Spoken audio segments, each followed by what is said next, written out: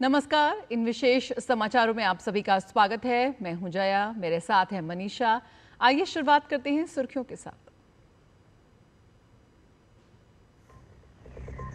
Cyprus में प्रधानमंत्री नरेंद्र मोदी का गर्मजोशी से स्वागत। आज राष्ट्रपति निकोस से होगी व्यापार, सुरक्षा और रणनीतिक साझेदारी पर उच्च स्तरीय वार्ता।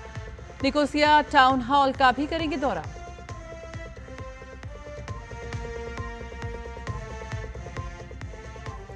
भारत साइप्रस सीईओ फोरम में प्रधानमंत्री नरेंद्र मोदी का बयान। पिछले एक दशक में भारत का हुआ अभूतपूर्व विकास। साइप्रस को बताया भारत का भरोसेमंद साझेदार। कहा दोनों देशों के रिश्तों की वास्तविक क्षमता इससे बेहद अधिक।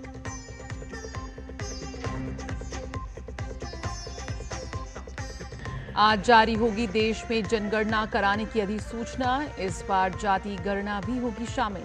मोबाइल एप्लीकेशन के इस्तेमाल से डिजिटल माध्यम से होगी जनगणना।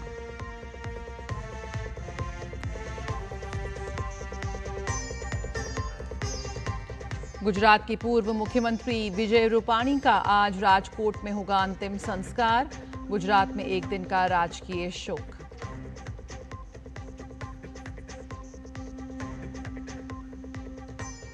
और इजरायली हमलों के बीच ईरान का संघर्ष विराम वार्ता से इंकार।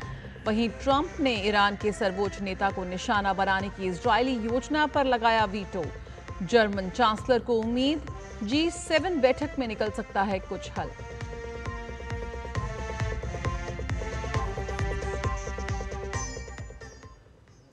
प्रधानमंत्री नरेंद्र मोदी इस समय 3 देशों की यात्रा पर साइप्रस में हैं। 2 दशक से भी अधिक समय में किसी भारतीय प्रधानमंत्री की ये पहली साइप्रस यात्रा है। पीएम का आज राष्ट्रपति भवन में औपचारिक स्वागत होगा। इसके बाद राष्ट्रपति निकोस के साथ पीएम की उच्च स्तरीय वार्ता होगी, जिसमें व्यापार, निवेश, शिक्षा, डिजिटल सहयोग और क्षेत्रीय सुरक्षा जैसे प्रमुख क्षेत्र शामिल होंगे। दोनों नेता व्यापक वैश्विक और क्षेत्रीय मुद्दों पर भी विचार विमर्श करेंगे। G7 शिखर सम्मेलन के लिए कनाडा रवाना होने से पहले प्रधानमंत्री के सम्मान में आयोजित दोपहर भोज के साथ उनकी साइप्रस यात्रा का समापन होगा। उम्मीद है कि यूरोप में भारत की पहुंच के लिए महत्वपूर्ण उपलब्धि माने जाने वाली इस यात्रा से 2 पुराने साझेदारों के बीच रणनीतिक और आर्थिक संबंध और बढ़ेंगे।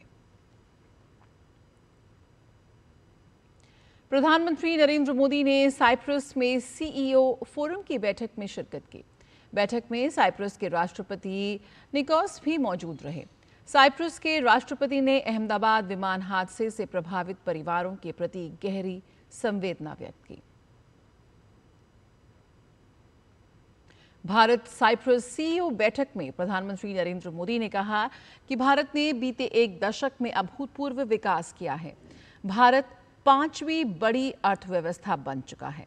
जल्द ही 3री बड़ी वैश्विक अर्थव्यवस्था भी बनेगा। प्रधानमंत्री ने कहा कि भारत साइप्रस के बीच $150 मिलियन का द्विपक्षीय व्यापार है, लेकिन इसमें अभी अपार संभावनाएं हैं। उन्होंने कहा कि भारत में ईज ऑफ डूइंग बिजनेस के साथ ही ट्रस्ट ऑफ डूइंग बिजनेस का कल्चर बना है।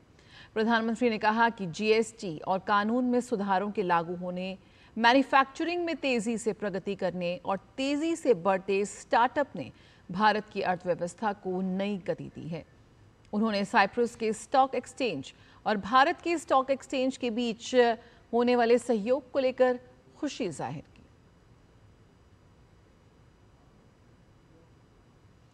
विदेश मंत्री एस जयशंकर ने साइप्रस के विदेश मंत्री कॉन्स्टेंटिनोस कोम्बोस से मुलाकात की। इस दौरान द्विपक्षीय संबंधों को और मजबूती देने पर चर्चा हुई। विदेश मंत्री ने विश्वास जताया कि प्रधानमंत्री नरेंद्र मोदी की साइप्रस यात्रा भारत और साइप्रस के दीर्घकालिक द्विपक्षीय संबंधों को नई ऊंचाइयों तक ले जाएगी और भारत यूरोपीय संघ साझेदारी को भी और सशक्त बनाएगी।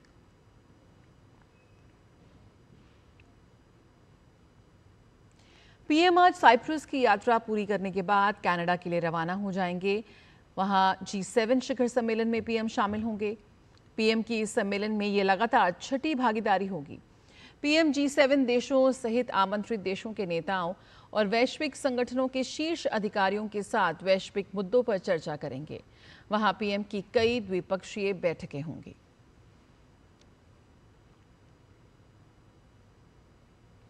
देश में जनगणना कराने से संबंधी अधिसूचना आज आधिकारिक राजपत्र में प्रकाशित की जाएगी।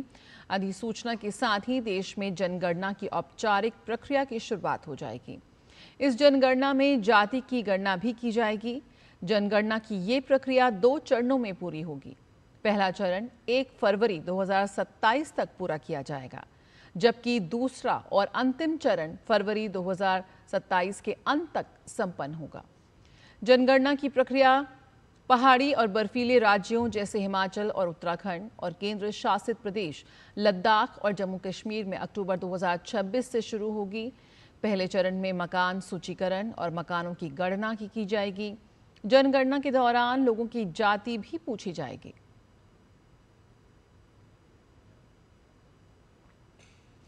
गुजरात के पूर्व मुख्यमंत्री विजय रूपाणी का अंतिम संस्कार आज राजकोट में किया जाएगा। पूरे राजकीय सम्मान के साथ उन्हें अंतिम विदाई दी जाएगी। 12 जून को अहमदाबाद से लंदन जाते हुए एयर इंडिया के विमान हादसे में मारे गए 241 लोगों की सूची में विजय रूपाणी का भी नाम था। डीएनए सैंपल के जरिए उनके शव की पहचान रविवार को हुई।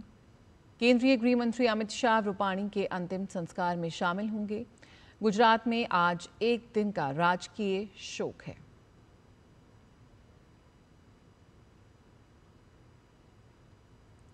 ईरान में इजरायली हमलों में कम से कम 406 लोग मारे गए हैं और 650 से अधिक घायल हुए हैं। दोनों देशों की सेनाओं ने विरोधी पक्ष के नागरिकों से आगे के हमलों के प्रति सावधानी बरतने का आग्रह किया है।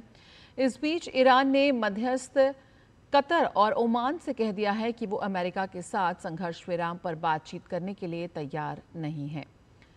और ताज़ा माहौल में अमेरिकी राष्ट्रपति डोनाल्ड ट्रंप ने इजरायल की उस योजना पर वीटो लगा दिया है जिसमें ईरान के सर्वोच्च नेता आयतुल्ला अली खामनेई की हत्या की साजिश रची गई थी।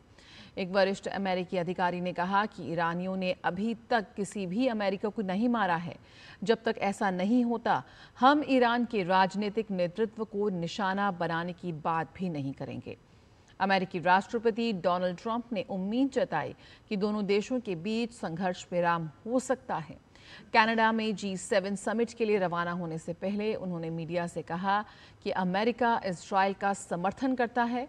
वहीं जर्मनी के चांसलर फ्रेडरिक मैट्स ने कहा कि उन्हें उम्मीद है कि कनाडा में G7 के नेताओं की बैठक के दौरान संघर्ष को सुलझाने और इसे बढ़ने से रोकने के लिए एक समझौते पर पहुंचने में मदद मिलेगी।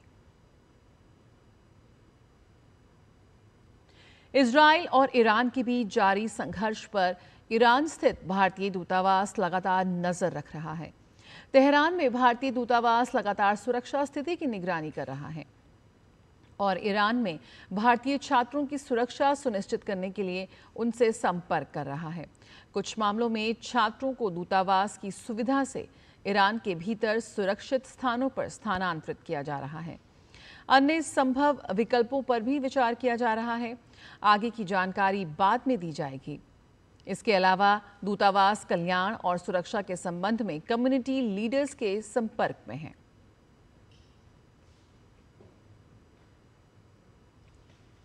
महाराष्ट्र के पुणे जिले में कल इंद्रायणी नदी पर एक पुराना पुल ढह जाने से उफनती नदी में गिरने से कम 4 लोगों की मौत हो गई है। कई लोग अब भी लापता हैं। अब तक 4 शव बरामद हुए हैं और कई लोग घायल हैं।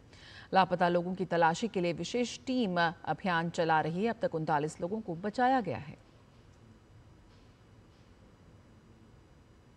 आर्मंड डुप्लांटिस ने पुरुषों के पोल वोल्ट का विश्व रिकॉर्ड 12वीं बार तोड़ दिया है।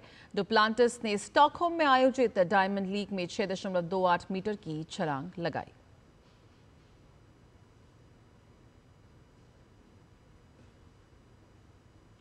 इन विशेष समाचारों में फिलहाल इतना ही। मुझे और मनीषा को दीजिए इजाजत। नमस्कार।